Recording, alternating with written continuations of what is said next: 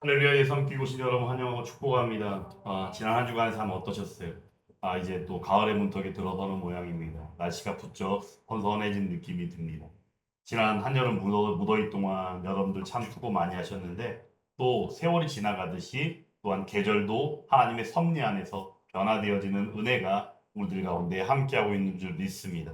오늘 우리가 읽은 이 본문의 말씀을 통해서 예배를 통하여 승리를 맛보다라는 제목으로 하나님의 말씀을 전하도록 하겠습니다. 정상적인 사고를 가지고 있는 사람이라면 누구나 할 것 없이 공통적인 대답이 있는 질문이 있습니다. 그 질문이 바로 이것입니다. 이기고 싶으십니까? 지고 싶으십니까? 바로 이 질문이에요. 혹시 여러분들의 대답은 어떠신가요? 혹시 지고 싶은 분 있으신가요? 당연히 이기고 싶습니다라는 대답이 바로 우리의 공통된 대답일 것입니다. 그러한 우리들 앞에 세상은 사방에서 다양하게 승리의 비결들에 대해서 말해주고 있지요. 어떤 이들은 경제적인 힘이 최고입니다라고 말하며 돈이 있으면 어떤 문제든지 해결할 수 있고 심지어는 세상도 지배할 수 있다라고 믿는 사람들이 있다는 것입니다. 근데 또 어떤 이들은 지식이나 전략 같은 것이 필요합니다라고 말하며 최소한 머리가 뛰어나든지 지혜가 있어서 앞을 내다봄을 통해서 경쟁에서 먼저 선두의 자리를 차지해야만 합니다라고 말하는 이들도 있다는 것입니다. 그리고 어떤 이들은 사람들을 많이 알아서 그 인맥을 동원함을 통해서 어떤 이들인지 할 수 있다라고 말하며 누구를 아느냐가 정말로 중요합니다라고 말하는 이들도 있다는 것입니다. 다 일반적인 상식 안에서 볼 때 어느 누구든지 다 동의할 수밖에 없는 이야기들입니다. 하지만 우리가 볼 때 성경은 오늘 말씀을 통해서 전혀 다른 승리의 비결이요 공식을 알려주고 있습니다.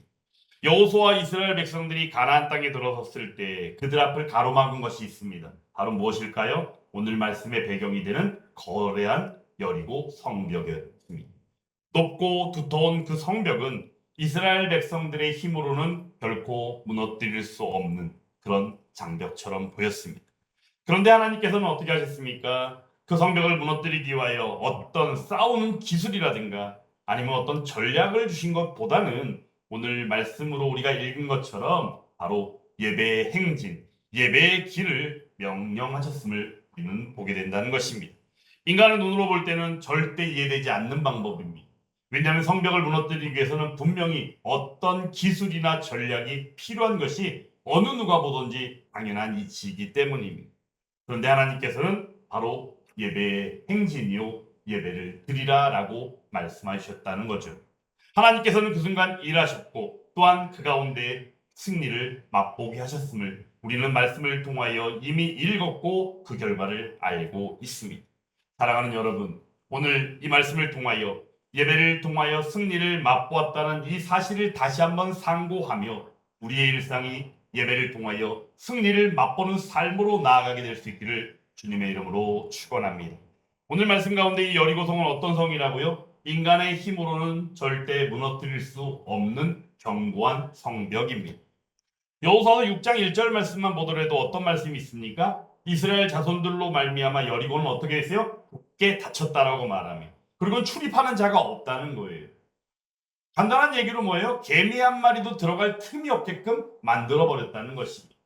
혹여라도 문이 열려 있다거나 거기에 어떠한 틈이 있었다면 이스라엘 백성들이 어떤 방법을 써서라도 그 성을 차지할 수 있는 조그만 여유라도 생각할 수가 있었을 것인데 결코 그러한 생각을 가질 수 없을 정도로 높은 담이 쳐져 있고 그것도 이중으로 거기다가 건축 기술로 볼 때에도 절대 상상할 수 없을 정도의 난공불락의 바로 요새가 여리고 성벽이었다는 것이 군사적으로나 경제적으로나 그리고 더군다나 가나안 땅을 정복하기 위하여 나서는 이스라엘 백성들의 그 심리적인 상태로 볼 때에도 결코 이스라엘 백성들이 감당할 수는 없는 것 같은 상황들입니다. 사랑하는 여러분, 여러분들에게는 어떤 여리고 성벽이 있습니까? 우리가 겨울 때 개인적으로는 우리들에게 반복되는 죄의 습관들이 있을 수 있고 또한 쉽게 끊어지지 않는 죄의 유혹들이 있을 수 있습니다.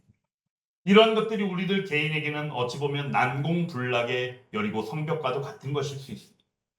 그리고 또한 관계적으로 볼 때에도 해결되지 않는 갈등이 있고 오해가 있고 때로는 가정 안에서 나타나는 문제들이 있을 수 있습니다. 부부간의 이해가 안 맞아서 서로 불화가 있을 수 있고, 또한 자녀들과도 서로 걱정해주는 마음들은 숨겨진 채 그들이 이야기하는 내용 안에서 서로 관계가 틀어진 경우도 부모와 자녀 가운데 있을 수 있습니다. 그리고 더 나아가 세상 가운데서는 우리 믿는 자들을 향해서도 외치는 소리들이 어떠합니까?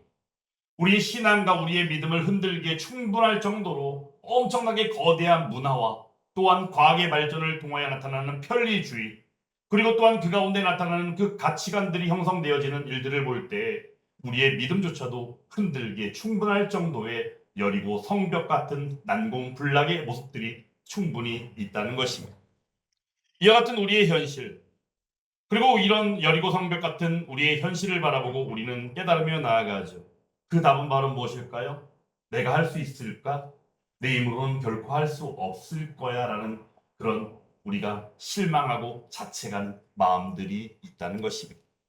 바로 그때 하나님께서 오늘 이스라엘 백성들에게 말씀해 주신 하나님께서의 그 주시는 새로운 길이 바로 펼쳐지고 있음을 우리는 기억해야 합니다. 바로 그것이 무엇입니까? 바로 예배의 행진이요, 예배의 길이었다는 것입니다.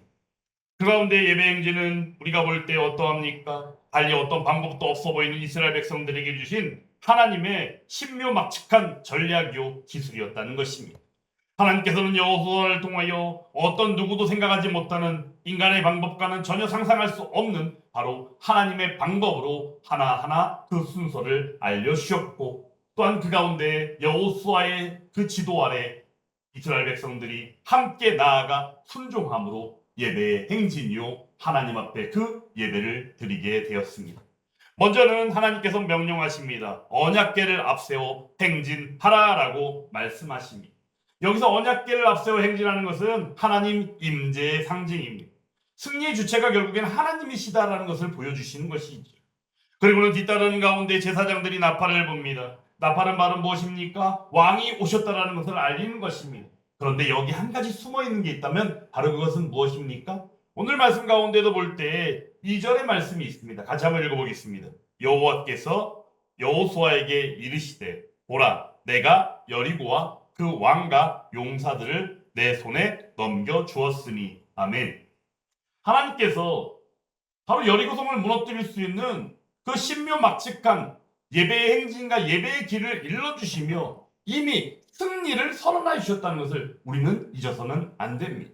내 손에 넘겨주었다. 이미 승리했다. 여리고 성벽은 무너진다라고 이미 알려주셨다는 것이, 그러므로 언약궤를 앞세워 행진함을 통하여 하나님의 임재가 나타나고 그 가운데 제사장이 나팔을 불음을 통하여 왕이 오셨음을 그들 가운데 선언하는 가운데에서 바로 승리의 선언을 또한 동시적으로 나타내고 있더라라는 겁니다. 그리고는 나아갔을 때 6일 동안 여리고성을 한 바퀴씩 돌도록 명령하였습니다. 그 한 바퀴 도는 예배 행진이 마쳐지고 나면 자기 진영으로 돌아와 진을 치고 유숙하였던 이스라엘 백성들. 근데 하나님께서는 7째 날 되었을 때 모습은 어떠합니까? 백성들에게는 침묵하라 명하셨습니다. 어떠한 말도 하지 말고 침묵하라 명하셨습니다. 근데 일주일 되었을 때 그 침묵을 풀고 마지막 날 일제히 큰 소리로 외치라라고 말씀하셨습니다. 어찌 보면 이것은 이해되지 않는 명령이지. 그런데 중요한 것은 결국 예배를 드림으로 말미암아 순종하는 가운데 그 승리를 맛보게 되었다는 하나님의 엄청난 그 메시지요, 또한 우리에게 주시는 순종의 삶에 대한 권면의 메시지임을 우리는 기억해야 하는 것입니다. 오늘 말씀 가운데 핵심은 바로 무엇입니까? 왜 6일 동안은 백성들에게 침묵하게 하셨는가라는 거예요. 우리가 여기에서 한 가지 중요한 사실을 발견해야 합니다. 우리가 시편 62편 말씀만 보더라도 어떠합니까? 다윗의 시편인데 다윗이 그 아들 압살롬의 반역 가운데 어찌할 꼴을 연발하는 그 힘든 상황, 아들이 아버지를 반역한다. 그 상황을 생각만 해도 어떻게 합니까? 우리는 이해할 수 없는 상황일 겁니다. 그런데 아버지의 목숨을 노리고 있는 아들의 모습? 어찌 보면 그 반역은 자신의 목숨이 노려지기 때문에 보다도 먼저는 아들에 대한 배신감으로 너무나도 힘든 마음이었을 것입니다. 그런데 중요한 것은 자신의 목숨까지 노린다고 하니 그 두려움 또한도 함께하는 모습이었을 겁니다. 근데 시편 62편 5절의 말씀 가운데 보면 다윗의 고백이 어떠합니까? 나의 영혼아 잠잠히 하나님만 바라라 라고 말씀하고 있습니다. 내용인 직선은 바로 무엇이겠습니까? 하나님을 인정하는 것입니다. 하나님을 신뢰하는 것입니다. 하나님만이 하실 수 있다는 것입니다. 시편 46편의 말씀에도 보면 비슷한 내용이 전개되는 것을 보게 됩니다. 시편 46편의 배경은 고라 자손의 시라고 표제가 나와 있는데, 내용인 즉슨은 히스기야 왕 때에 아수르 왕이었던 사네립이 쳐들어와 예루살렘 성을 완전히 포위하였을 때 그 모습 안에서 바로 시편 기자의 고백입니다. 내용인즉은 바로 이러합니다. 너희는 가만히 있어 내가 하나님됨을 알지어다라고 말씀하시고, 가만히 있어. 오늘 말씀도 마찬가지입니다. 일주일 가운데 6일 동안은 침묵하게 하시는 하나님의 뜻. 그러므로 이스라엘 백성들은 침묵했습니다. 그 침묵하는 6일 동안의 가운데 핵심은 바로 무엇이겠습니까? 언약궤가 6일 동안 그 여리고성을 도는 가운데 하나님의 임재의 상징이요, 그 가운데 제사장들이 나팔을 불음을 통하여 왕이 오셨다는 선포 가운데 승리의 선언을 하는 가운데 백성들은 침묵함을 통하여 어떻게 합니까? 바로 우리의 하나님이 바로 나의 하나님임을 고백하고 있는 그 선언임을 우리는 알아야 한다는 것이에요. 사랑하는 여러분, 그러므로 이 시간 우리들이 잠잠히 하나님만을 바라는 우리들의 신앙과 믿음이 될 수 있기를 간절히 원합니다. 그리고 하나님 앞에 온전히 예배를 드릴 수 있기를 원합니다. 우리가 볼 때 여리고성의 전투는 전투가 아니었습니다. 철저하게 예배의 행진이었다는 것입니다. 실제 오늘 말씀의 제목은 말은 무엇입니까? 예배를 통하여 승리를 맛보다라는 제목입니다. 실제 오늘 여리고성에 이 6일 동안 한 바퀴씩 돌고 7일째 되는 날에 7바퀴를 돌게 하시는 이 예배의 행진을 두고 신학자들은 이것 자체를 두고 예배라고 표현하지는 않습니다. 그럼에도 불구하고 저는 오늘 말씀을 전하며 이것이 예배가 아니고 무엇이겠는가라고 반문하며 이 말씀을 준비했습니다. 예배는 바로 무엇이기 때문입니까? 예배는 하나님을 인정하고 하나님의 말씀을 신뢰하며 하나님의 임재 가운데 그 일상이 함께하는 것이 바로 예배이기 때문입니다. 이 시간 우리가 함께 모여 하나님 앞에 예배를 드리고 있습니다. 이를 두고 우리는 공적인 예배라고 말합니다. 하지만 이것도 예배요, 하나님 앞에 드리는 예배는 우리가 기도할 때도 이런 기도를 드리지 않습니까? 일상이 예배가 되는 예배가 되게 하옵소서라는 기도를 하죠. 그러므로 일상이 예배가 된다는 것의 그 핵심은 바로 무엇이냐? 늘 때마다 하나님이 함께 하시며 하나님의 임재를 인정하며 하나님과 함께하는 그 삶임으로 말미암아 그것이 예배더라라는 것입니다. 사랑하는 여러분, 그러므로 오늘 이 시간 그 예배를 인정하고 그 예배를 맛보며 함께하는 예배자의 삶으로 나아가는 저와 여러분들이 되기를 간절히 원합니다.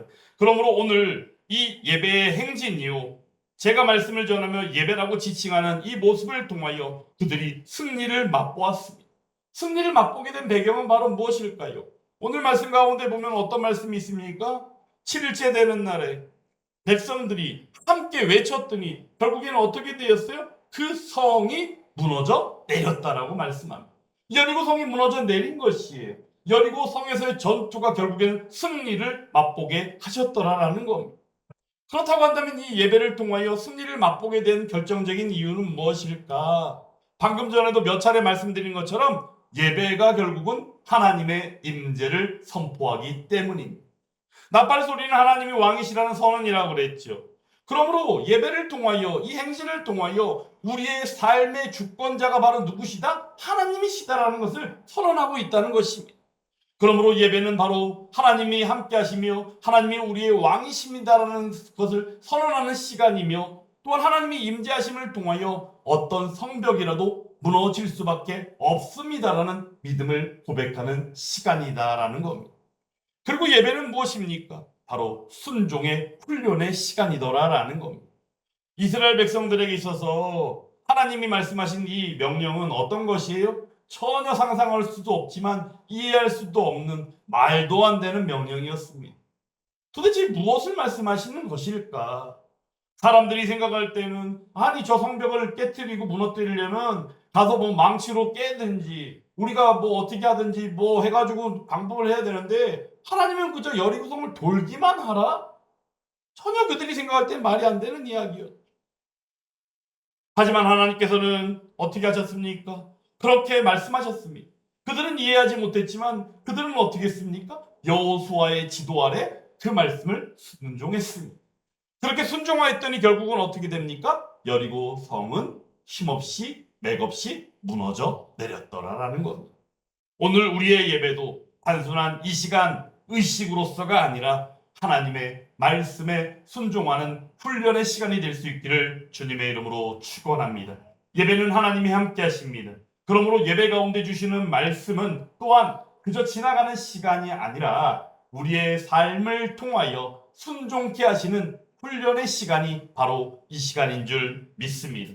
그리고 또한 예배는 무엇입니까? 그 영광이 하나님께 돌려진다는 것입니다.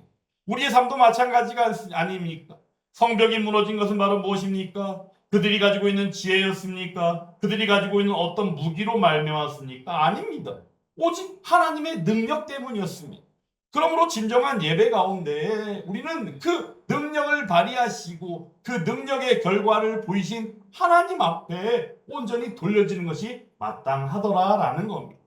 그러므로 예배는 그 영광이 하나님께 돌려져야만 합니다. 그러므로 승리는 또한 마찬가지로 하나님 앞에 드리는 예배 가운데 하나님께 드리는 영광으로 연결되어진다는 것을 우리는 기억해야 합니다. 그때 우리는 어떠합니까? 이 시간 예배를 통하여 이예섬기교회 예배를 통하여 사랑하는 여러분 하나님께 영광을 돌릴 수 있기를 주님의 이름으로 축원합니다. 1940년에 2차 세계대전 중에 독일군이 영국의 런던에 폭격을 가한 적이 있습니다. 그때 상황은 어땠을까요? 공중에서 폭탄이 떨어져서 언제 어디서 폭격이 가해질지 잘 모르는, 언제 어디서 건물이 파괴되고 사람들이 죽을지 모르는 두려움이 가득했습니다. 그런데 우리가 주목할 부분이 바로 무엇이냐? 교회들은 그 상황 가운데서도 피하지 아니하고 예배를 멈추지 않았더라라는 거예요. 폭격 가운데서도 함께 모여 찬송하고 함께 기도하였습니다. 그런데 중요한 것은 그때 어떠해요? 당연히 사람들 마음에 두려움이 없었겠습니까? 두려움은 당연한 것이. 그런데 하나님 앞에 예배하였더니 하나님 앞에 기도하고 찬송하였더니 그들 가운데 있는 두려움은 언제 있었는지도 모르게 하나님께서는 소망을 더하여 주셨다는 것입니다. 예배는 그러므로 단순하게 어떤 종교적인 행위로 이해해서는 안 됩니다. 절망이 희망으로 바뀌어지는 자리가 예배의 자리인 줄 믿습니다. 또한 우리의 무너졌던 그 마음들이 다시금 세워지는 하나님의 뜻이 밝혀지는 자리가 바로 예배의 자리인 줄 믿습니다. 하나님이 임재하시고 하나님이 친히 만나주시고 평강과 회복과 위로를 더해 주시는 자리가 바로 예배의 자리인 줄 믿습니다. 마찬가지로 중세 유럽에 어둠을 내몰았던 바로 흑사병이 있었지 않습니까? 흑사병, 페스트가 유행하였을 때 많은 이들이 생명을 잃었잖아요. 당연히 그때에도 공중에서 떨어지는 그 폭격과보다도 더한 두려움이 있었을 겁니다. 그런데 그렇게 흑사병의 공포가 있었지만 그들 가운데서도 묵묵히 주변을 지키고 함께했던 이들이 있는데 바로 그들이 누구예요? 하나님 앞에 예배했던 예배자들이다라는 거예요. 그리스도인들이 나아가 공포스러운 그 흑사병 가운데 노출되어져 있는 사람들은 물론이거니와 환자들을 돌보고 간호하고 또한 그런 가운데 사랑으로 주의 사랑으로 그들을 함께 안아줬던 모습들이 있는데 그런데 그들의 모습 가운데 그 시작이 무엇인지 아십니까? 바로 하나님 앞에 예배하는 것이었다는 겁니다. 하나님 앞에 드리는 예배. 오늘 여리고성이 무너지는 현장 가운데 여리고성을 6일 동안 한 바퀴씩 돌고 7일째 되었을 때 7바퀴 돌며 예배의 행진을 함으로 하나님의 말씀에 순종하고 함께했던 이들의 모습과 또한 2차 세계대전 중에 폭격의 그 어두움과 두려움 가운데에서 그것을 예배로 이겨냈던 그들의 모습과 우리가 볼 때 예배가 어떤 것인지를 여기서 충분히 알 수 있더라라는 겁니다. 그런데 우리는 지난 2019년부터 시작해서 한 3년, 4년간 코로나19라는 코비드19 그 코로나 위기를 겪었죠. 근데 코로나19 그 시기 동안에 우리가 잃어버린 예배가 얼마나 큰 타격인지 여러분들 알고 계십니까? 그때 그 당시 우리 예배는 뭐 어떻습니까? 너무나도 많이 무너졌습니다. 때를 따라 편의에 따라서 예배를 드리는 방식으로 이 시대의 모습이 완전히 바뀌어졌습니다. 예배가 우리가 온전히 드리는 예배, 하나님 앞에 반드시 드리는 예배라기보다는 내 편의에 따라서, 내 상황에 따라서, 그리고 어떤 공익을 위해서라면 예배조차도 드리지 못하게 하는 것처럼 말이 되어지는 이 시대의 아주 불안한 현실의 모습을 우리는 맞닥뜨리고 있더라라는 겁니다. 실제 그때 그 당시에는 서로의 안위를 위해서는 바로 우리가 함께 분별하고 나아가는 것이 필요했던 시기인 것은 분명합니다. 그럼에도 불구하고 우리가 지나왔던 세대 가운데 우리가 잊어서는 아니 되는 것이 바로 무엇이냐? 목숨과도 바꿀 수 없는 것이 예배였음을 우리는 잊어서는 아니 되더라라는 겁니다. 하나님을 믿는다는 것은 바로 무엇입니까? 결코 쉬운 일은 아닙니다. 결코 녹록한 일도 아닙니다. 그럼에도 불구하고 하나님이 함께 하심을 믿고 인정하며 나아갈 때에 하나님이 함께 하심으로 말미암아 그 절망이 소망으로 희망으로 바뀌어진다는 것을 절대 잊어서는 아니 되더라라는 겁니다. 그러므로 사랑하는 여러분, 우리가 이 시간 목숨과도 바꿀 수 없는 것이 바로 예배임을 인정하는 저와 여러분들이 될 수 있기를 간절히 원합니다. 그때 우리의 예배도 우리의 교회도 결코 무너지는 일이 없으리라고 믿습니다. 코로나19가 지나간 지금 현재 우리는 지금도 우리의 삶을 폭격하고 있는 어려움, 즉 여리고 성과 같은 그러한 정복할 수 없어 보이는 현실들이 우리의 주변에는 너무나도 많이 즐비합니다. 하지만 그럼에도 하나님을 영과 진리로 예배하는 예배가 있을 때, 또한 그 예배가 회복될 때에 반드시 오늘 말씀에 있는 것처럼 여리고성을 무너뜨린 하나님께서 우리의 현실 가운데 있는 여리고성도 무너뜨리게 하실 줄 믿습니다. 우리의 여리고성은 그렇다면 무엇이 있습니까? 개인적으로 볼 때 우리들은 무너뜨릴 수 없어 보이는 죄의 습관들이 있을 수 있습니다. 하지만 예배의 자리로 나아갈 수 있기를 간절히 원합니다. 그리스도인에게 주신 하나님의 은혜라면 예수 그리스도의 그 십자가의 구속의 은혜로 말미암아 죄의 사망으로부터 바로 생명되어 의인되었다라는 그 구원의 은혜가 있지만, 또한 그 이후에 나타나는 삶을 통하여 성령이 역사하여 주심으로 말미암아 죄의 유혹을 이기게 하신다는 것을 결코 잊지 마시기 바랍니다. 그때 하나님께서는 또한 우리에게 회개하는 마음을 더하여 주시사 죄를 지었다 할지라도 그 죄를 하나님 앞에 반드시 아뢰며 온전히 하나님의 거룩한 삶으로 나아가게 하시는 하나님의 뜻과 역사심이 함께 하더라라는 겁니다. 그러므로 사랑하는 여러분, 예배를 게을리하지 마시기 바랍니다. 하나님 앞에 기도하시기 바랍니다. 찬양할 때 하나님 주신 입술을 벌려 찬양하시기 바랍니다. 그때 하나님을 만날 수 있을 줄 믿습니다. 하나님이 임재하시고 오늘 말씀에 나타난 것처럼 승리를 반드시 맛보게 하실 줄 믿습니다. 혹여라도 여러분들 가정 가운데 갈등이 있습니까? 혹시라도 하나 되지 못함이 있습니까? 어떤 인간적인 방법을 취하기보다는 말 한마디 건네서 분위기가 잠깐 좋아진 것도 잠시 어떻게 지나면 또 마음이 소원해지는 것은 시간 문제입니다. 그 정도로 인간관계가 가정 가운데도 쉽지 않은 것이 사실입니다.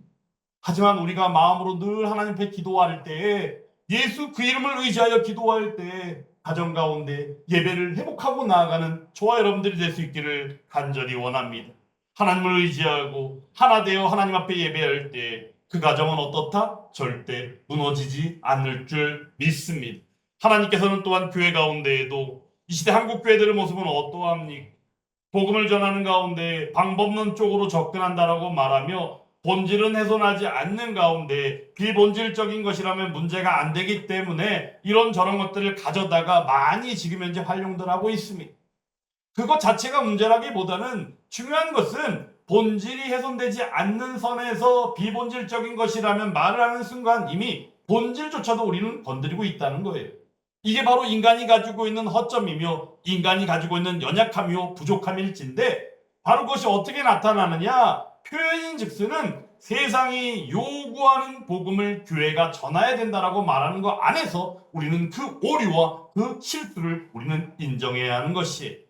세상이 제 아무리 이 시대 가운데 우리에게 무엇을 요구한다 할지라도 교회는 세상이 요구하는 복음을 전하는 것이 아니라 하나님 말씀을 통하여 계시하여 주시고 역사를 통하여 인정된 그 하나님의 복음만을 전하는 것이 마땅하더라라는 거죠. 그러므로 세상이 요구하는 것이 아니라 세상을 향하여 진리의 복음을 전하고 나아가는 교회가 될 수 있기를 간절히 원합니다. 그때 중요한 것은 바로 무엇입니까? 예배가 살아있어야 한다는 것입니다. 예배가 계속되어야 한다는 것이에요. 예배가 살아있을 때, 예배가 계속될 때 하나님께서는 그 교회를 강하게 하시며 반드시 그 교회를 승리케 하실 줄 믿습니다. 오늘 여리고 성은 무너졌지만 어떠해요? 하나님은 절대 무너지지 않으십니다. 왜냐하면 하나님은 전지전능하신 우리의 하나님이 아니십니까? 그러므로 오늘 우리의 삶 가운데에도 무너뜨릴 수 없는 성들이 있을 줄 믿습니다. 바로 그것은 무엇일까요? 하나님을 예배할 때 가능한 줄 믿습니다. 그러므로 하나님께서는 여전히 우리에게 말씀해 주십니다. 어떻게 말씀해 주실까요? 나를 예배하라. 내가 너희의 여리고성을 무너뜨리리라 말씀하여 주신다는 겁니다. 우리가 예배할 때 하나님은 역사하시는 줄 믿습니다. 우리가 엎드릴 때 하나님은 일어나시는 줄 믿습니다. 그때 성도 그리스도인들의 참된 승리의 공식은 바로 예배더라라는 겁니다. 오늘 이 말씀을 붙잡고 우리 모두가 다 함께 이 예배를 온전히 통하여 승리를 맛보는 은혜를 누리며 나아가는 저와 여러분들이 다 될 수 있기를 주님의 이름으로 축원합니다.